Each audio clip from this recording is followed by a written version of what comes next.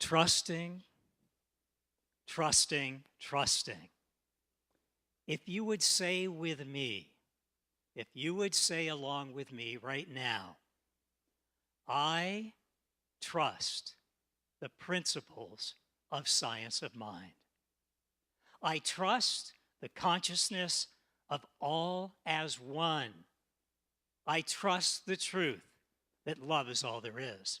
Now, how many of you have been given advice in your life? How about the advice, take baby steps? Take baby steps. Take baby steps. And then you turn to someone else who gives you advice and says, one step forward, a half a step back. One step forward, a half a step back. And then you hear Buddha. And he says the journey of a lifetime begins with a single step. So is it a baby step? Is it a step forward, a half step back? Or is it one step that begins the journey of a lifetime? I say it's 5 steps. I say it's 5 steps, and that's what Science of Mind says. So if you will say with me the 5 steps. Step 1, God is. Step 2, I am. Step 3, all is well. Step 4, thank you. Step 5, and so it is. Now, I have a minister's joke for you, and there are instructions with this joke, and please follow the instructions. I ask you to laugh along with me, not at the minister. Here's the joke.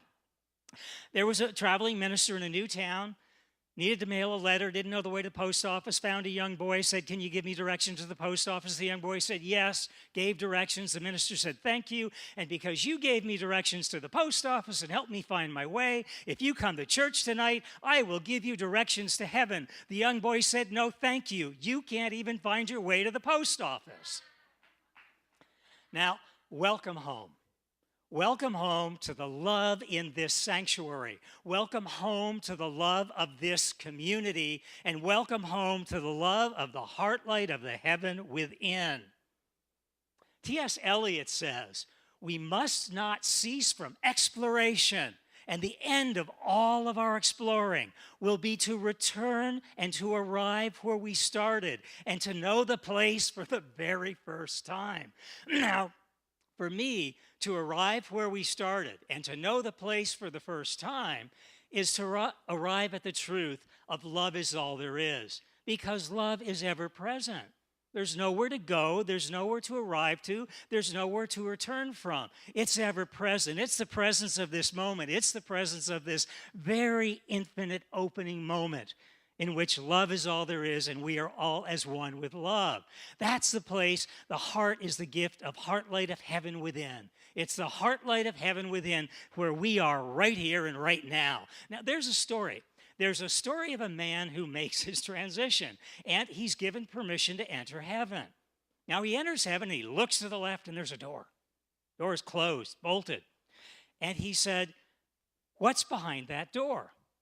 And God says, you don't want to know what's behind that door. And the man says, why not? And God says, because if I show you what's behind that door, you will be very, very sad. And the man says, I would like to see what's behind the door. God opens the door, and the man looks upon a treasure of presents that are wrapped. Boundless presents, beautifully wrapped with ribbons and bows and glittering. And the man says, they're beautiful. Why would I be sad? And God said, because those are the gifts I had for you, the gifts within that you failed to take the time to open. So as we go through life, take the time to look within, because it's within that the treasures of heaven are truly there. That's where the treasures are, which we need to unwrap. Now, my talk title tonight is Just Never Mind and Let It Be. Now let's open let's explore the meditative paradox of koans. That's K-O-A-N-S. And I had to look that up to get a clear definition of what a koan is. The dictionary says that a koan is a paradox to be meditated upon in order to train the mind to abandon its dependence on reason and thereby gain sudden intuitive enlightenment. So it's a paradox. It's something that makes us question and wonder and contemplate. And by doing that, we move beyond the reason. We move beyond the reason into an intuition and into an inspiration by which question and answer become as one. Now, there's a remarkable new book, Heartlight. It's remarkable. It's called Heartlight, From Illusion to Illumination, Honoring Soul Whispers Within. Those are the gifts of heaven, those whispers within. Now, Heartlight defines enlightenment as being in the light in the moment. And it further goes on to say that enlightenment is those lovely aha moments when the I that is me becomes the I that is we, that becomes the we that is one. And that's why we're here tonight, to move from I to we to one. That's the consciousness of science of mind. Now, let's take a look at some koans for the internet age, just so we can take a look at where we are right now. Now, if you receive an angry email and you choose not to open it, does it affect you? Now, in consciousness, in science of mind, it would, because whatever goes out in the universe is out there resonating. Now, what is the sound of one-hand texting? If is your selfie your true self? And truth is always truth, even if no one tweets it. Now, science of mind for me, I consider it to be comfort food for the soul. I consider science of mind to be an a la carte of consciousness. For each page, each passage of the text of science of mind is as delectable, as delicious, as revealing as the next. Every page has something to partake. Now listen from a beyond of these words. Listen from beyond the words. As I read the opening passage from the Science of Mind text, I love this passage. Welcome home, welcome home. Peace be unto thee, stranger. Enter and be not afraid. I have left the gate open, and thou art welcome to my home. There is room in my house for all. I have swept the hearth. I have lighted the fire. The room is warm and cheerful, and you will find comfort and rest within. The table is laid, and the fruits of life are spread before thee. The wine is here also. It sparkles in the light. I have set a chair for you where the sunbeams dance through the shade. Sit and rest and refresh your soul. Eat of the fruit and drink of the wine.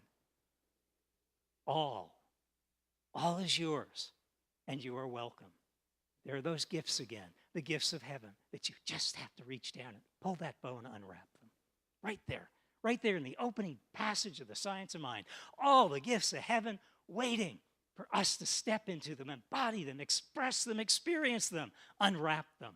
Right here and right now, let's together agree to place an order from the a la carte of consciousness. Let's place an order for the light, the love, the truth of all is one. Let's place an order for the love, the light, the truth of all as one. The light, the love, the truth that Ernest Holmes shares in the Science of Mind teachings that I love so much and that love me back equally well, that love each of us as the I that is me, that is the me that is we, that becomes the we that is one. That's how this teaching loves us. That's how this teaching loves us. That's the truth of perfect God, perfect human, perfect being. That's our truth. That's the one truth. That's the truth I stand here before you committed to share with every breath I draw, with every thought Spirit allows to flow through me. with every honoring of each person here as one with the God. As I see your faces, I see God. And I see my face reflected back as your face. We are the face of God, the truth of all is one.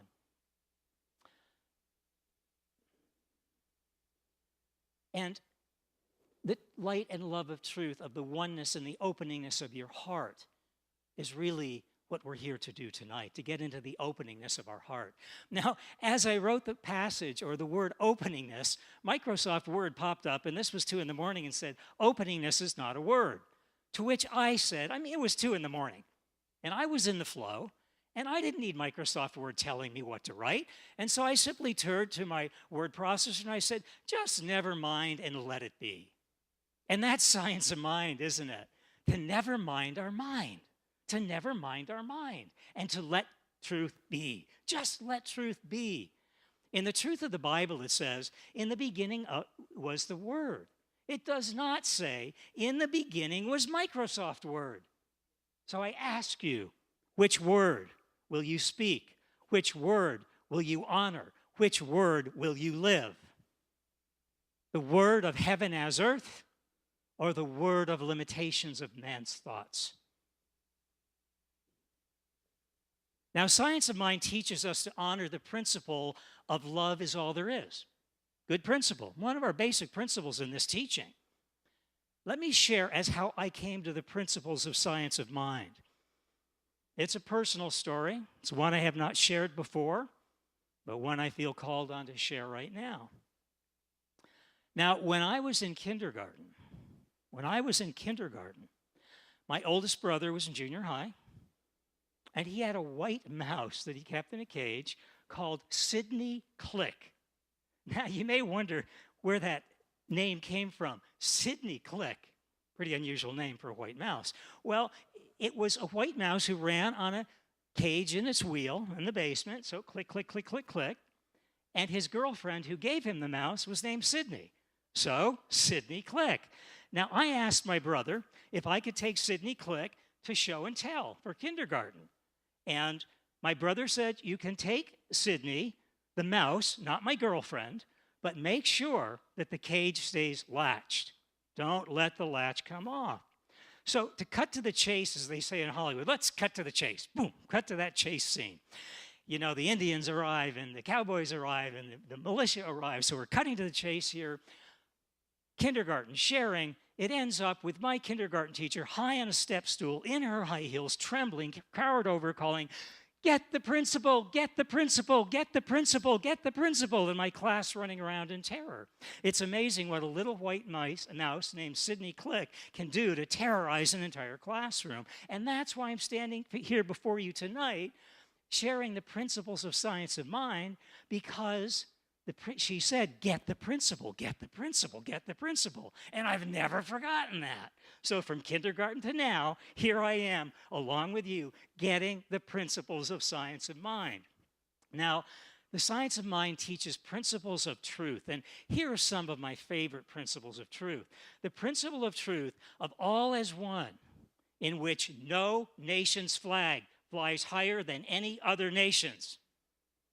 The principle of truth of all as one, in which no nation's citizen is better than any other nation's citizen. The principle of truth by which no citizen is better than another citizen. The principle of truth of all is one, in which no one's way of loving. The principle of truth in which no one's way of loving is better than any other person's way of loving. The principles of truth in which no one with a disability, without a disability, with an education, without an education, with finances, without finances, with parents, without parents, no one is left behind. And the principle of truth of all as one in a world that works for everyone. Now, some people say to me, Some people say to me that equality and that inclusivity, they say to me, that is not realistic. That is not possible. And that will never be. That hurts. That hurts. Because that's not the truth. That's not the truth.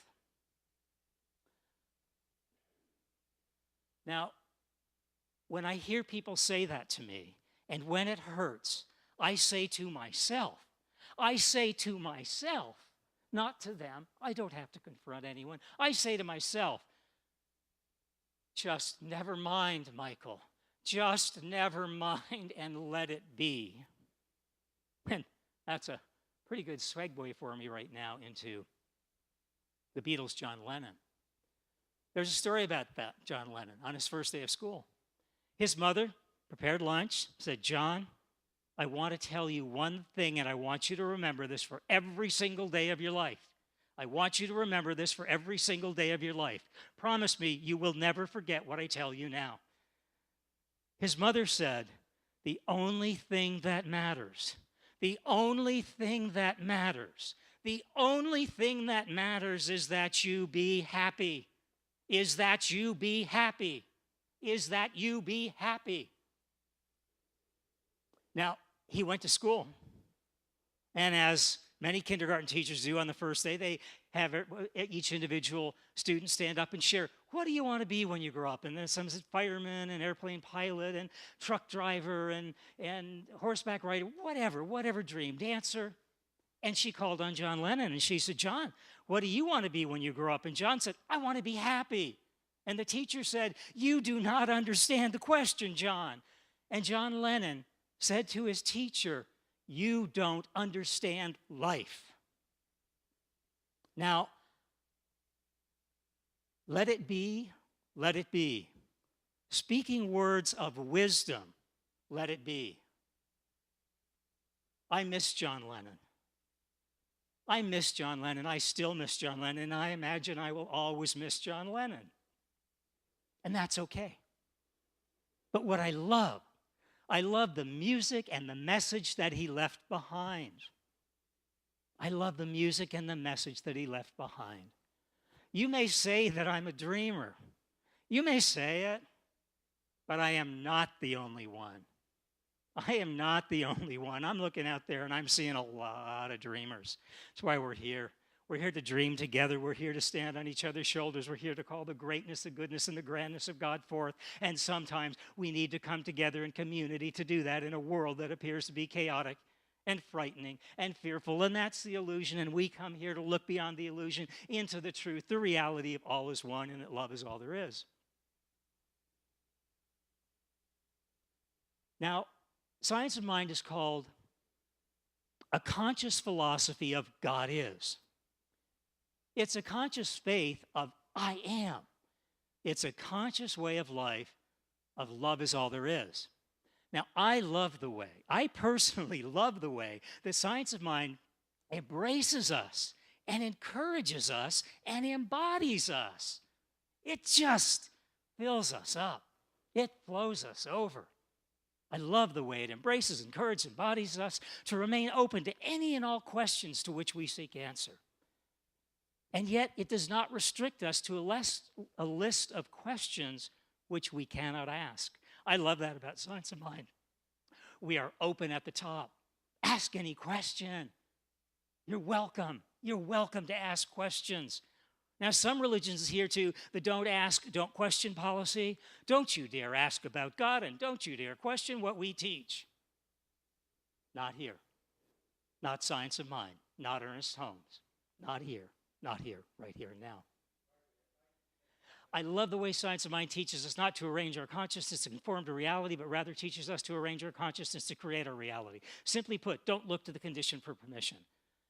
Let It Be is a perfect segue into the Beatles, where he tells us all that matters is to be happy. Now, there's a story of a young boy looking for God, and some of us are here looking for God. His father said, you find God at the ocean. So he went to the ocean. He met an old woman sitting there. She looked hungry and alone. So he shared a soda and a Hostess Twinkie with her, and she smiled a beautiful smile. And he smiled back.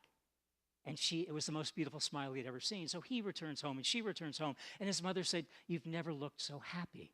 And he said, I shared a Hostess Twinkie and a can of soda with God. And she has the most beautiful smile. And the older woman returned home, and her daughter said, you've never looked so happy. And she said, I met God today.